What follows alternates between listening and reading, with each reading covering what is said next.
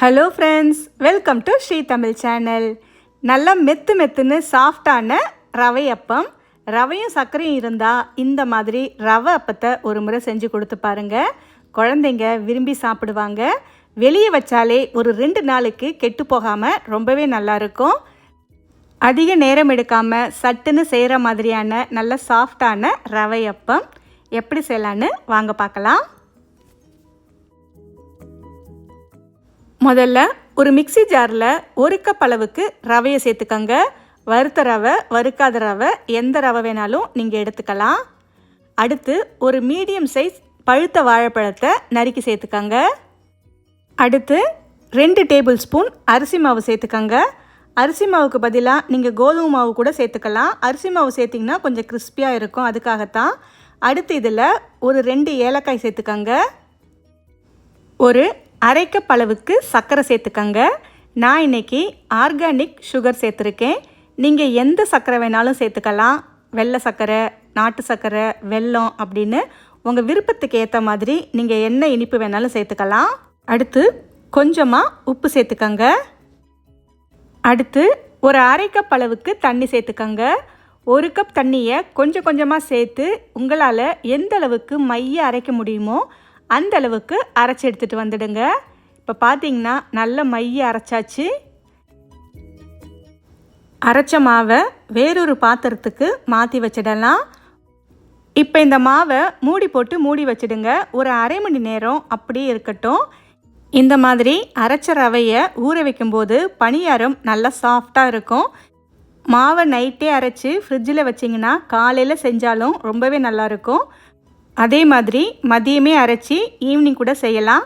உங்கள் வசதிக்கு ஏற்ற மாதிரி செஞ்சுக்கலாம். ஆனால் குறைந்தபட்சம் ஒரு 1/2 மணி நேரமாவது ஊறணும். அடுத்து இதில் ஒரு 1/4 கப் அளவுக்கு துருவிய தேங்காய் சேர்த்துக்கங்க. தேங்காய் சேர்த்து மாவை நல்லா கலந்து விட்டுக்கங்க.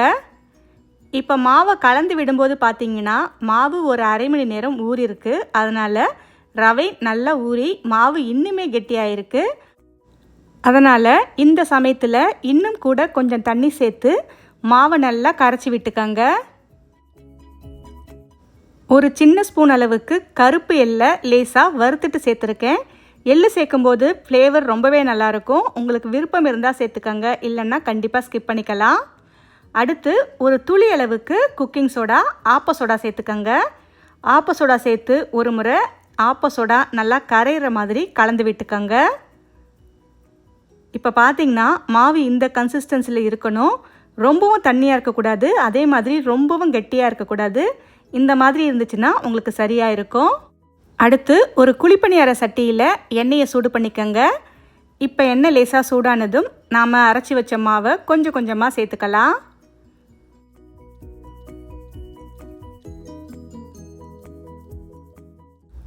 மாவை சேர்த்ததுக்கப்புறம் அடுப்பை மீடியம் ஃப்ளேமில் வச்சு வேக விடுங்க.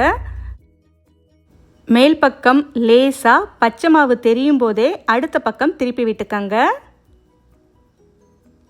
பொறுமையாக அடுத்த பக்கம் இந்த மாதிரி திருப்பி விட்டுக்கங்க.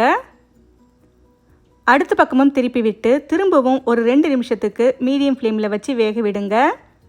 2 பக்கமும் திருப்பி விட்டு இது லேசாக செவந்து வர வரைக்கும் வேக வச்சுக்கலாம். நாம் இதில் சர்க்கரை தான் சேர்த்துருக்கோம். வெல்லம் சேர்த்தா நமக்கு இன்னுமே கலர் மாறி வரும். சர்க்கரை சேர்த்ததுனால அந்த அளவுக்கு நிறம் மாறாது. 2 பக்கமும் லேசாக செவக்க ஆரம்பித்ததும் இப்போ நாம் இதை வெளியே எடுத்துடலாம். அவ்வளவுதான். இதே மாதிரி எல்லா மாவையும் சுட்டு எடுத்துக்கங்க. இந்த பணியாரம் பார்த்திங்கன்னா ஒரு 2 நாள் வரைக்கும் வெளியே வச்சாலே கெட்டு போகாமல் ரொம்பவே நல்லாயிருக்கும். கண்டிப்பாக இதை உங்கள் வீட்டில் ஒரு முறை ட்ரை பண்ணி பார்த்துட்டு எப்படி இருக்குன்னு சொல்லுங்கள்.